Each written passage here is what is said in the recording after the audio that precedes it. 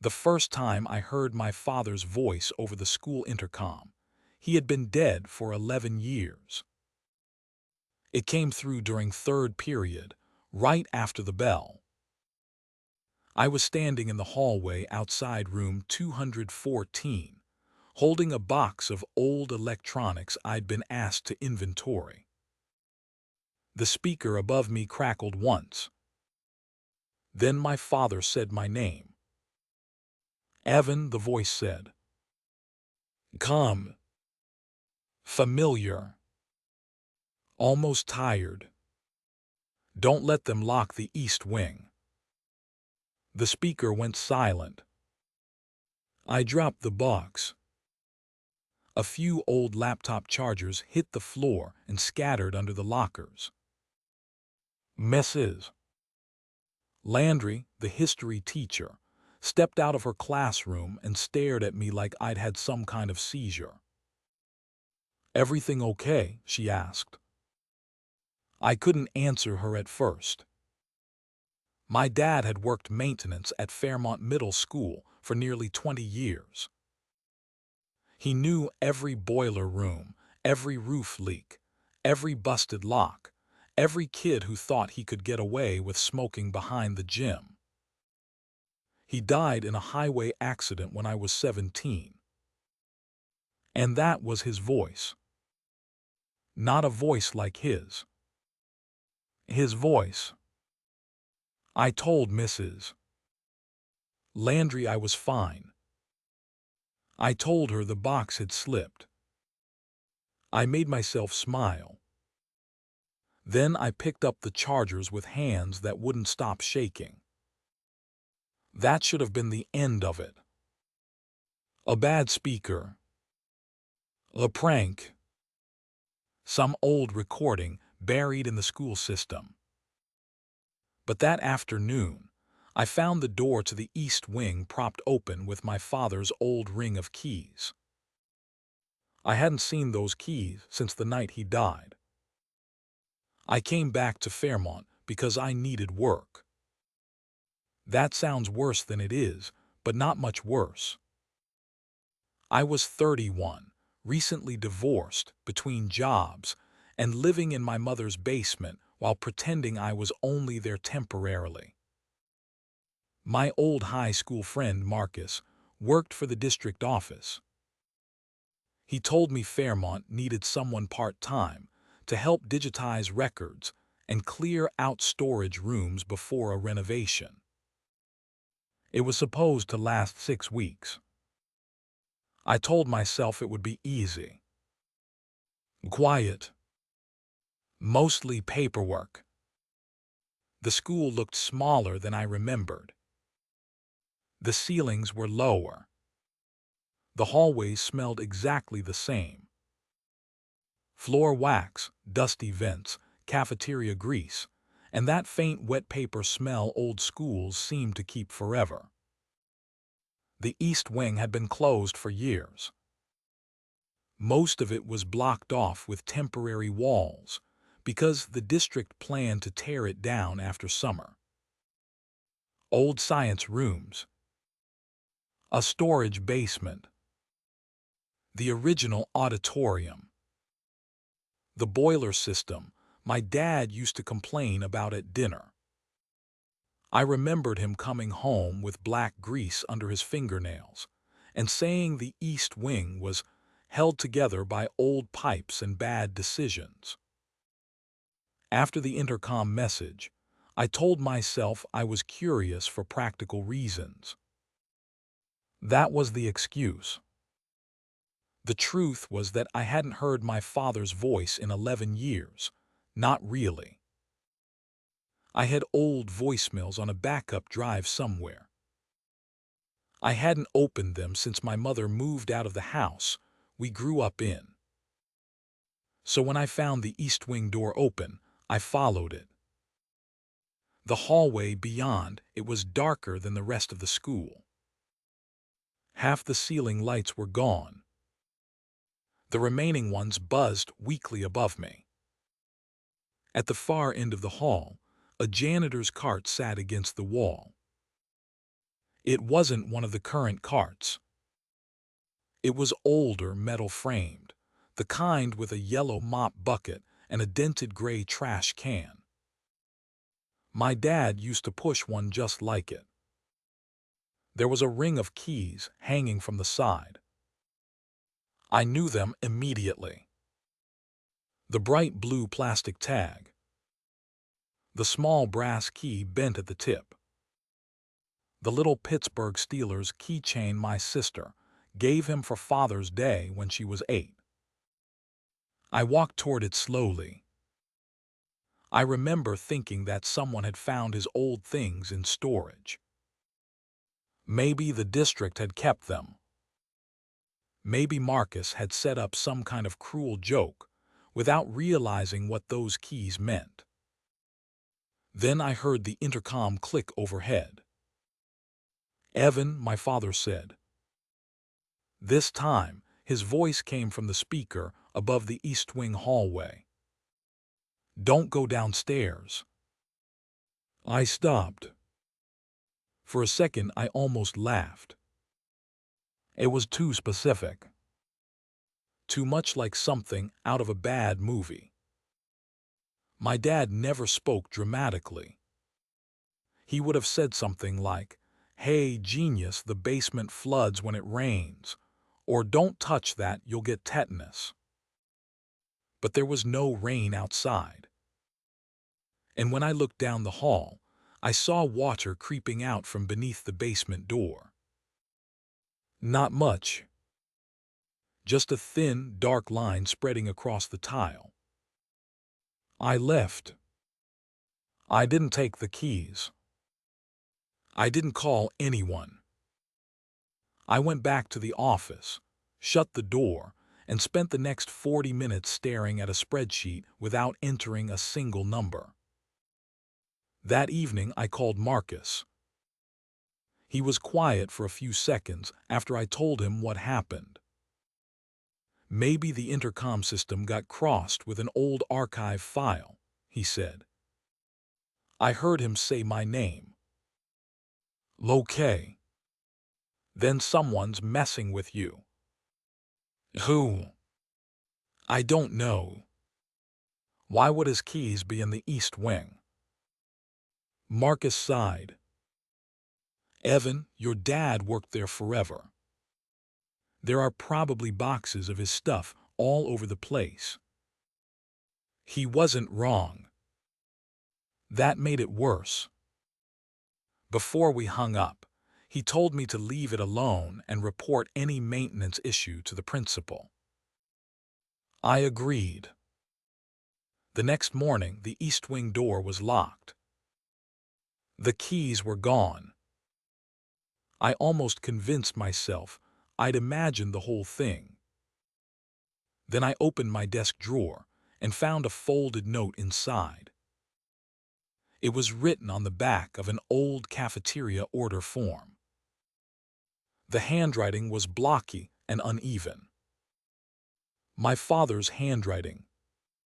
"Evan, you did the right thing. Do not answer the phones after 3:17. That was all. No signature. No explanation. I stood there reading it until the secretary, Denise, came in with a stack of folders and asked why I looked sick. I didn't show her the note. I told her I hadn't slept well. At 3:16 that afternoon, I was still in the office. I had planned to leave early. I had my car keys in my hand. But I kept looking at the wall clock. The second hand ticked forward. 3:17. Every phone in the office rang at once. Not one phone. Every phone. The front desk. The principal's office. The guidance office.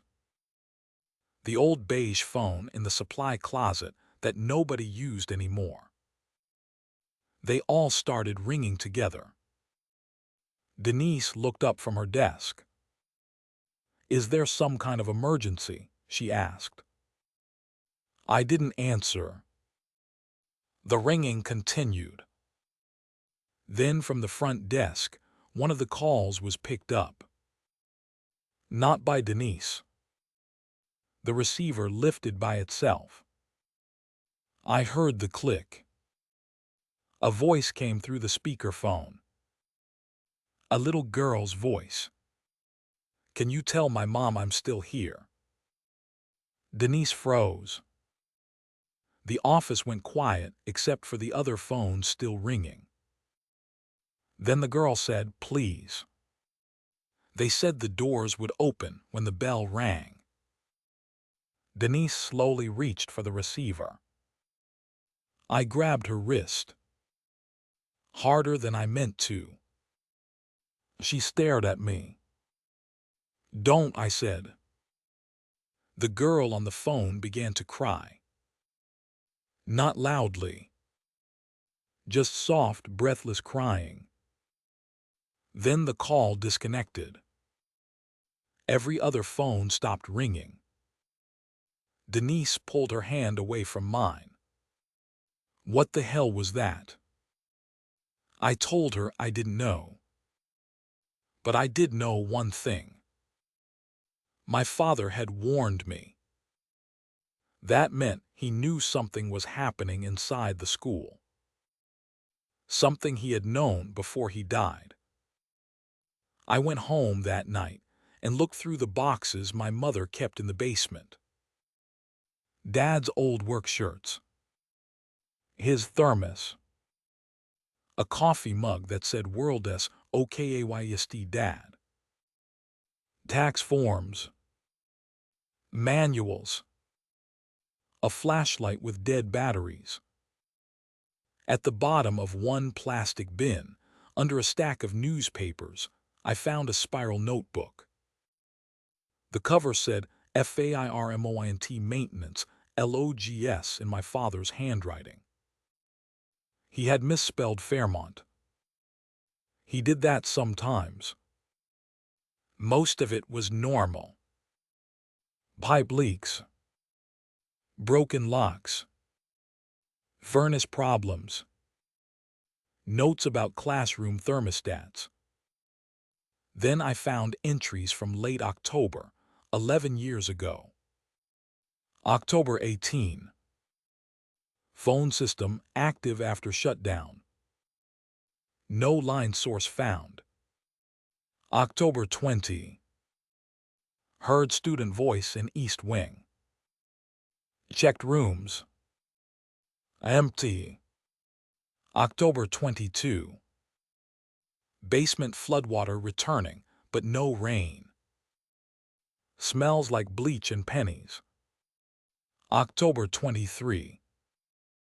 Told Principal Weller. He told me to stop writing things down. The next entry had been written so hard the pen nearly tore through the paper. October 24. They sealed the old lower corridor. There were still names on the attendance board. I read that line 4 times. The old lower corridor.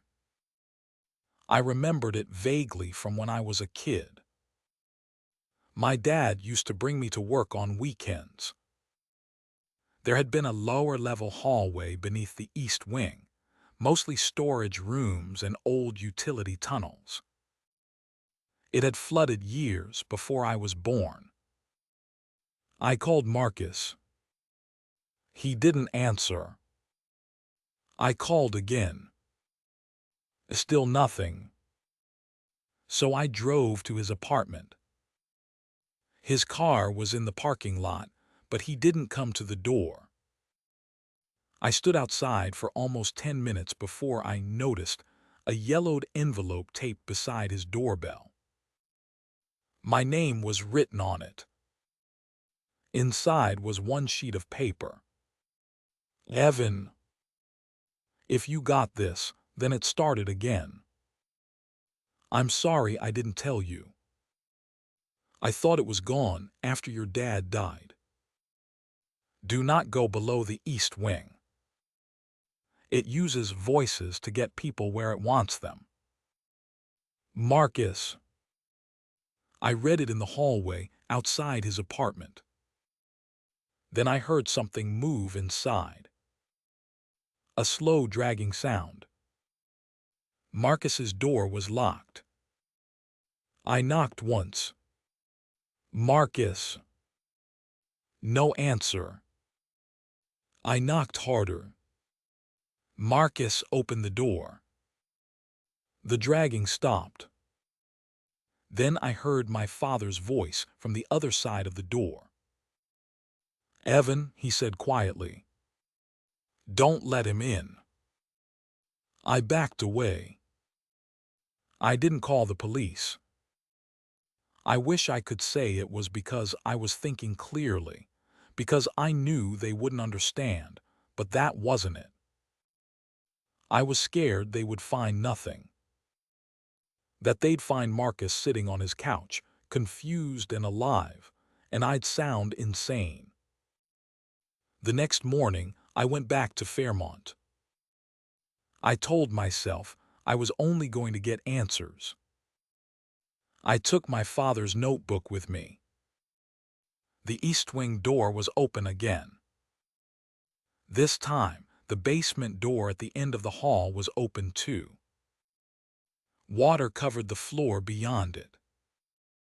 Thin at first. Then deeper near the stairs. The old intercom crackled. Evan, my father said. I stood at the top of the basement stairs. Dad. The speaker hissed. Then his voice came back weaker. Don't listen to me. That was when I understood. It wasn't him. Not exactly. Whatever was down, there had his voice because I trusted it. Or because I wanted to. I took out the notebook and flipped through the last pages. I had missed one entry because it was written sideways in the margin. October 25. It doesn't need you to believe it. It just needs you to follow. Below that, in smaller writing. It copies the dead because the living open doors for them. The water on the stairs rippled. Something moved below. I should have left. Instead, I went down. That was my mistake. Not because I believed the voice. Because I believed I could understand it. The basement smelled like wet concrete and old bleach. My phone flashlight barely cut through the darkness. The stairs ended in ankle-deep water. At the bottom was a hallway I had never seen before. Lockers lined both walls. Small lockers. Elementary school sized. Each one had a paper name tag taped to it. The tags were swollen from moisture, but I could read them. Names. Dozens of them. A bell rang somewhere in the dark. Not the modern school bell. An old mechanical bell. Loud. Metallic. Then the hallway filled with voices. Children talking. Chairs scraping. Backpacks unzipping. Someone laughing. I couldn't see anyone. But the sounds were all around me. My father's voice came from the darkness ahead. Evan, please. I started walking. Then I saw something hanging from one of the lockers. My dad's Steelers keychain. The one I'd seen in the East Wing. I picked it up. And suddenly, I remembered something I had buried for years. The night my father died, he had come home late. He looked exhausted. Worse than exhausted. He barely spoke during dinner. I remembered asking him why he smelled like bleach. He told me he'd been fixing a pipe. That was a lie.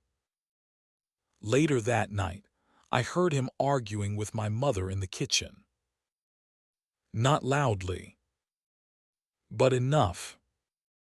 He said I got the door shut. My mom asked, "What does that mean?" And he said, "It knows Evan's name." The memory hit me so hard I had to brace myself against the lockers. My father hadn't died in an accident. Not completely. Maybe the crash happened. Maybe the police report was real. But he had been trying to keep something away from me. The hallway lights flickered once. Then I saw them. Not children. Shapes standing at the far end of the corridor, half hidden by the dark. Their clothes looked old-fashioned. Faded. Damp. Their faces were wrong in the same way. A reflection is wrong when you see it moving a second too late. One of them stepped forward. It had my father's face. Not exactly his face at the age he died. His face as I remembered it from when I was little. "You came back," it said. I dropped the keychain. The water around my shoes started rising. I turned and ran. The hallway behind me filled with voices. My father calling my name. Marcus shouting for help. My mother crying. Then my own voice. "Dad, wait." I reached the stairs, but the water had risen past my knees. Something caught my ankle. I fell hard, hitting my shoulder against the concrete. My phone went under. The light went out. I could hear children rushing through the water toward me. And then, above me, through the intercom speaker at the top of the stairwell, my father's real voice said one thing. "Close your eyes." I did. I don't know why. Maybe because I had spent 11 years waiting to hear him again. Maybe because some part of me knew the difference. The water surged around me. I felt hands grab at my shirt, my arms, my face. I kept my eyes closed. I reached blindly toward the wall until my fingers found the old red emergency valve my dad had shown me when I was a kid. He had once told me never to touch it unless the building was flooding. I pulled it. The pipe above me screamed. Then something burst. A violent rush of water slammed down the hallway. The voices changed. They stopped sounding like children. They became something deeper. Wet. Angry. Unfamiliar. The force threw me against the stairs. I climbed without opening my eyes. One step. Then another. Something grabbed the back of my shirt. I tore free. By the time I reached the top, I was sobbing so hard I could barely breathe. I slammed the basement door shut. The lights in the east wing went out. For a few seconds, nothing happened. Then every intercom speaker in the school came alive. Not with my father's voice. With 100 voices calling at once. I ran. I made it to the parking lot before I opened my eyes. The school alarm was going off behind me. Water poured from the east wing doors and spread across the pavement. I stood there soaked, shaking, watching the building. Then I saw someone inside the front entrance. Marcus.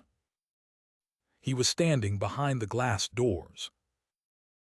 Alive. He pressed one hand against the window. I ran toward him. Then I saw the paper taped to the glass. A new note, written in my father's handwriting. It said, "You closed the wrong door." I stopped. Marcus smiled at me from inside the school. And through the glass, I could see water dripping from his mouth.